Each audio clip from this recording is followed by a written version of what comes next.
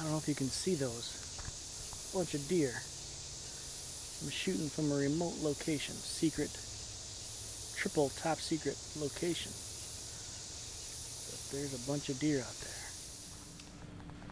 Alright kids, need to do a little update on what's happening with the Regent 12 project. There's been a change of plans and unfortunately not a lot of video. I was going to put the motor from the Bolins, I know we've been over this, into the Regent 12. But I decided to bring one of the 4212s down to my father-in-law's, and one of the 4212s had a bad motor in it, so I decided to do that one instead. So as you can see, the motor is out of the Bolins and it is down south at the father-in-law's. Now, here's the electric clutch.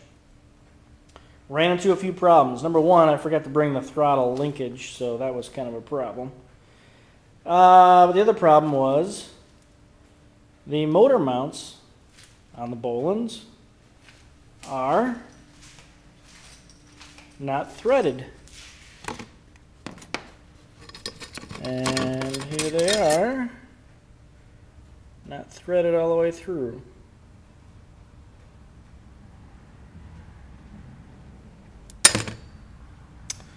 And on this motor, the one that I took out, you can see, or maybe you can't see, they're threaded. Maybe it's better over here. Threaded all the way through. So, couldn't mount it, the Bolins to the Simplicity. And the final problem is I couldn't get the pulley off either. So I got to do that before I can go back down there and put that in there. And the reason why, one of the reasons why I decided to switch from the Regent to the Simplicity is this right here. Let's see if I can turn this without knocking this over. A little more light. One of the reasons is the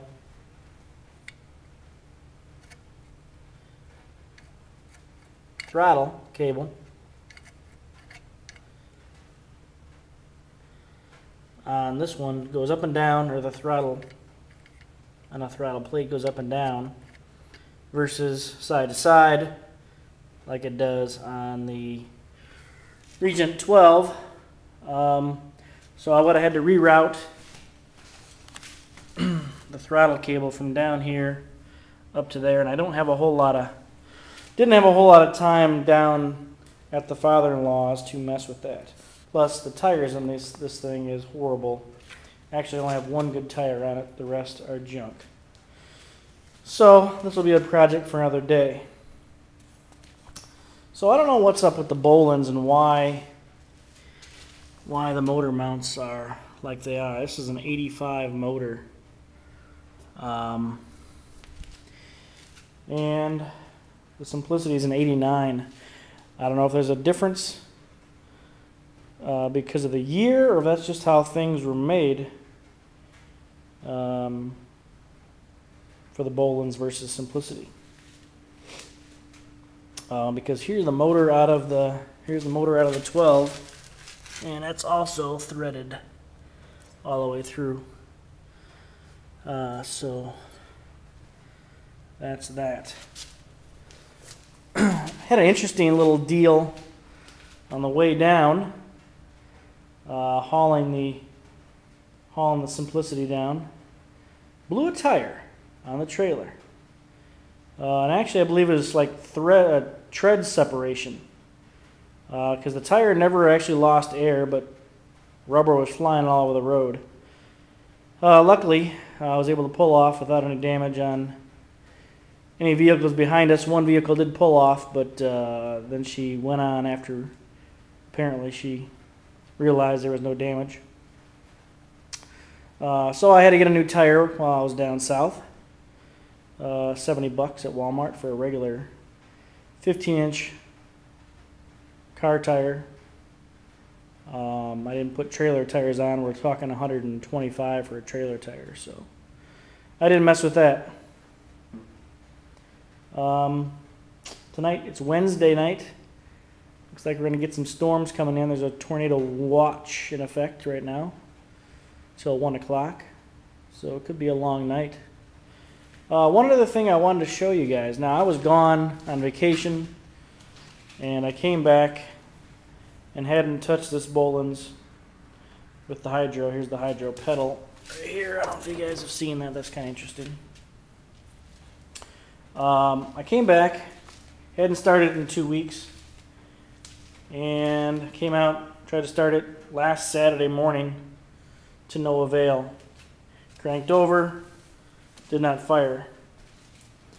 Now this one has the fuel pump on it. Right there. I'm going to try and get some better light going here. Sorry about that. Okay, some better light going here. Still can't see it real well.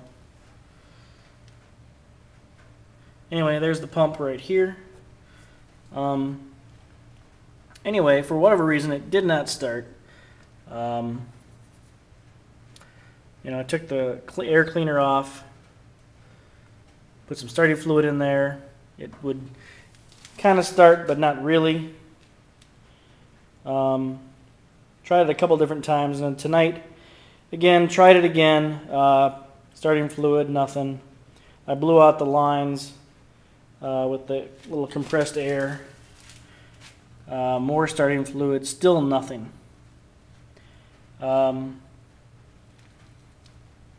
So then I tried putting a little more gasoline down into the carburetor through the air filter, and it actually started. So I don't know what's going on. My theory is that the engine's not creating enough vacuum in the starting mode and while just turning over to pump fuel, and apparently all the fuel had either evaporated out of the bowl or leaked out, although I don't see anything on the floor. I don't think it's leaking, so it probably evaporated with this summer blend they have. I hear that it evaporates quicker, and so maybe that's the issue. So if anybody else knows of this problem, or maybe has the problem and doesn't know what the problem is, that might be it. It just needs to kind of be primed with some fuel to get that pump actually working. So that's about it for now. It's been a while since my last video. I apologize, but it's been busy, like everybody else has been busy. I understand Matt, MBYR31, is getting not really into the itch. Got his itch of the Sears project, but I'm sure he'll get on it soon. So we all need to kind of push him a little bit, I think. But I know the feeling. I really wasn't out here much, working on much anyway. Well, it was like 155 million degrees too, so, and I don't have a fan out here or anything. So we got to get him back on that project. But everything else is going pretty well. I meant to get a picture or a video of that tire with the tread separation, but I forgot to do that as well. That's it. Thanks for watching, and I appreciate the subscribers that I have, and hope to get some more videos up on some more projects. Maybe I'll take some video of mounting that engine on the 4212 when next time I'm down south. That's it. Talk to you later.